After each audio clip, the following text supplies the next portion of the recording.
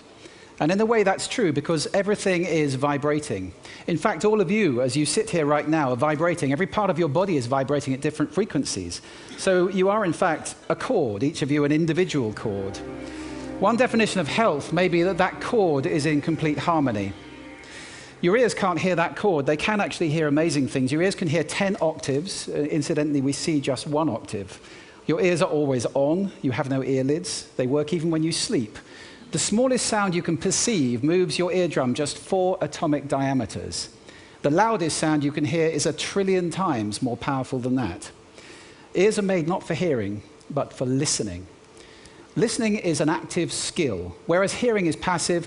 Listening is something that we have to work at. It's a relationship with sound, and yet it's a skill that none of us are taught. For example, have you ever considered that there are listening positions, places you can listen from? Here are 2 of them. Reductive listening is listening for. It reduces everything down to what's relevant and it discards everything that's not relevant. Men typically listen reductively. So he's saying, I've got this problem. He's saying, here's your solution. Thanks very much. Next. That's the way we talk, right, guys? Expansive listening, on the other hand, is listening with, not listening for. It's got no destination in mind, it's just enjoying the journey. Women typically listen expansively. If you look at these 2, eye contact facing each other, possibly both talking at the same time. Men, if you get nothing else out of this talk, practice expansive listening and you can transform your relationships. The trouble with listening is that so much of what we hear is noise surrounding us all the time. Noise like this, according to the European Union, is reducing the health and the quality of life of 25% of the population of Europe. 2% of the population of Europe, that's 16 million people, are having their sleep devastated by noise like that. Noise kills 200,000 people a year in Europe. It's a really big problem. Now, when you were little, if you had noise and you didn't want to hear it, you'd stick your fingers in your ears and hum. These days, you can do a similar thing. It just looks a bit cooler. It looks a bit like this. The trouble with widespread headphone use is that it brings 3 really big health issues. The first really big health issue is a word that Murray Schafer coined, schizophrenia. It's a dislocation between what you see and what you hear. So we're inviting into our lives the voices of people who are not present with us. I think there's something deeply unhealthy about living all the time in schizophrenia. The second problem that comes with headphone abuse is compression. We squash music to fit it into our pocket. And there is a cost attached to this. Listen to this. This is an uncompressed piece of music.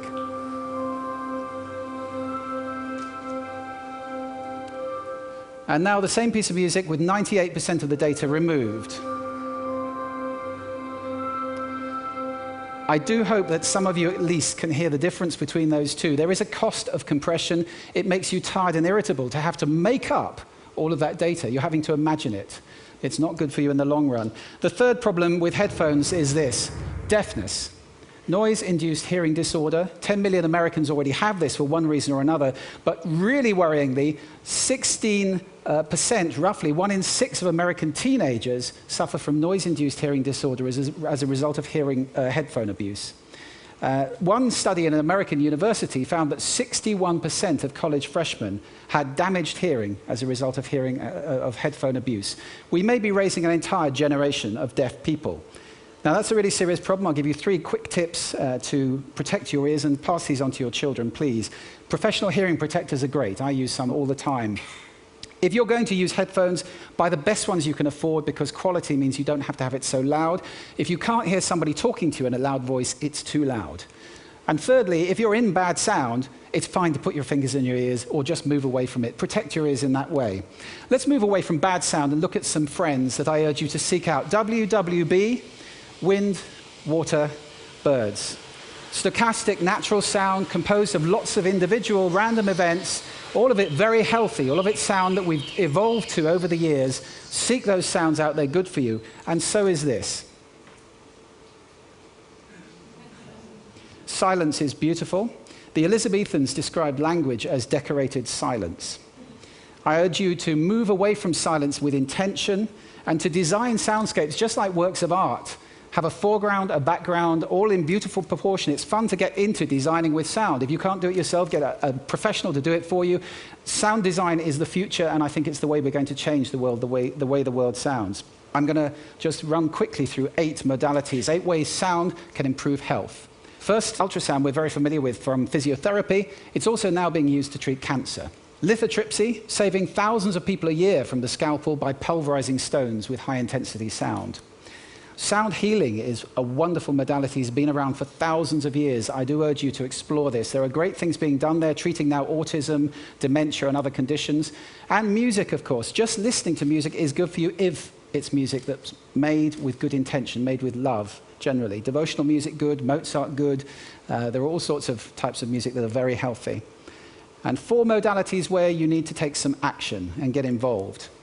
First of all, listen consciously. I hope that after this talk you'll be doing that. It's a whole new dimension to your life, and it's wonderful to have that dimension. Secondly, get in touch with making some sound. Create sound. The voice is the instrument we all play, and yet how many of us are trained in using our voice? Get trained. Learn to sing, learn to play an instrument. Musicians have bigger brains. It's true. You can do this in groups as well. It's a fantastic antidote to schizophrenia, to make music and sound in a group of people, whichever style you enjoy particularly. And let's take a stewarding role for the sound around us. Protect your ears, yes, absolutely. Design soundscapes to be beautiful around you at home and at work. And let's start to speak up when people are assailing us with the noise that I played you earlier on. So I'm going to leave you with 7 things you can do right now to improve your health with sound. My vision is of a world that sounds beautiful. And if we all start doing these things, we will take a very big step in that direction. So I urge you to take that path. I'm leaving you with a little more birdsong, which is very good for you. I wish you sound health.